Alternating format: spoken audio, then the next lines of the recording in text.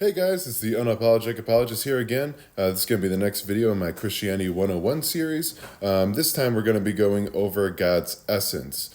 So last time we were going over God's attributes, so like what are his characteristics, what are things that God does, things like that.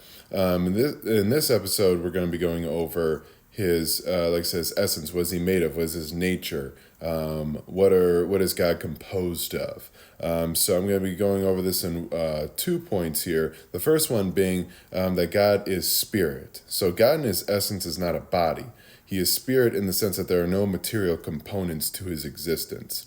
He's a spiritual being that isn't bound by space, time, or matter. This doesn't mean that he cannot take on a physical form. It just means that in his natural essence, he is spirit and not physical. He also cannot be seen since he is not composed of physical matter in, like I said, his most purest form. This is something that, to a certain extent, is beyond human comprehension. So we see this really in John chapter 4, verse 24, where it says, God is spirit, and those who worship him must worship in spirit and truth. So here we see that God is not physical, but spirit. And this is why he is to be worshipped spiritually and not through physical means like how the pagans did with idols, like carved images. This is why the second commandment actually says that to not make any graven images because God is spirit and his glory is greater than any physical image that could be made. And this would be demeaning to God's very nature to try to match his glory with a physical image. And then we see in 1 Timothy chapter 6, verse 16, when speaking about God, it says, who alone has immortality, who dwells in unapproachable light, whom no one has ever seen or can see, to him be honor and eternal dominion. Amen. So, and we also see a similar concept in Exodus chapter 33, verse 20, where it says, you cannot see my face, for man shall not see me and live. So God in his spirit nature is too glorious to be seen by created beings, and we cannot see him in his truest essence and still live after beholding something as glorious as him. However, we do see instances in the Old Testament where God appeared to people and they saw him and spoke with him.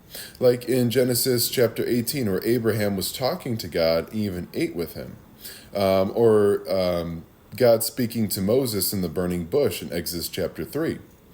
We also see in John chapter 1, verse 1, where it says, in the beginning was the Word, and the Word was with God, and the Word was God.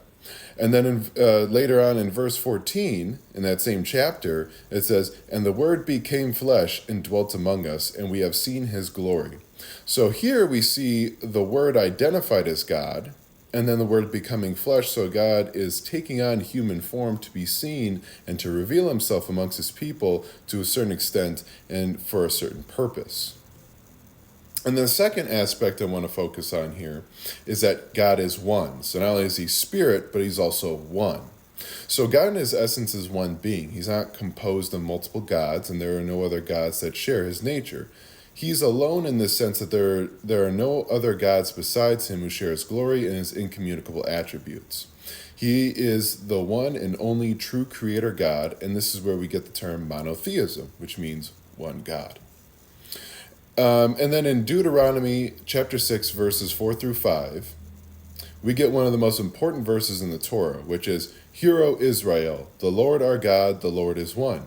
You shall love the Lord your God with all your heart, with all your soul, and with all your might. And this is even repeated many times throughout the New Testament as well. And the reason why this is important, because the Israelites were commanded to remember these words and all that they did, and were to be constantly reminded of it so they wouldn't forget that God, Yahweh, the God of Israel, is the one and only God who they were to serve and worship with every fiber of their being, because he is the only one worthy of this kind of worship. And then later on in Deuteronomy in chapter 32, chapter 2, verse 39, it says, See now that I, even I, am he, and there is no God besides me. I kill and make alive. I wound and I heal. There is none that can deliver out of my hand. So we see that the God of Israel is the only true God who is the source of all things, and there is no one else besides him. He calls the shots, and there are no other God that can question him or contend against him. And then in Isaiah chapter 42, verse 8, it says, I am the Lord, that is my name. My glory I give to no other, nor my praise to carved idols.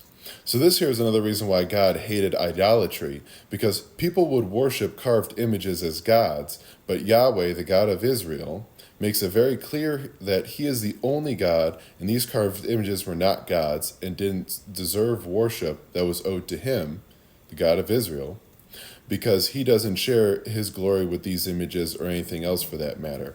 This is also why the First Amendment said to have no other gods besides Yahweh, the God of Israel, because there are no other gods besides him, and to worship a false god as the true God is an egregious sin. So over and over again throughout the Bible, we get this reoccurring theme that Yahweh, the God of Israel, is the one and only true God, who is a non-material spiritual being who alone is worthy of worship, which is why Christianity is categorized as a monotheistic religion. So thanks for watching. If you liked the video, please like, comment, follow, share. And in my next video, I'll be going over the doctrine of the Trinity, where I explain how although God is one being, he exists in three persons. And I'm going to try to make sense of that for you guys here real soon. Thanks. God bless.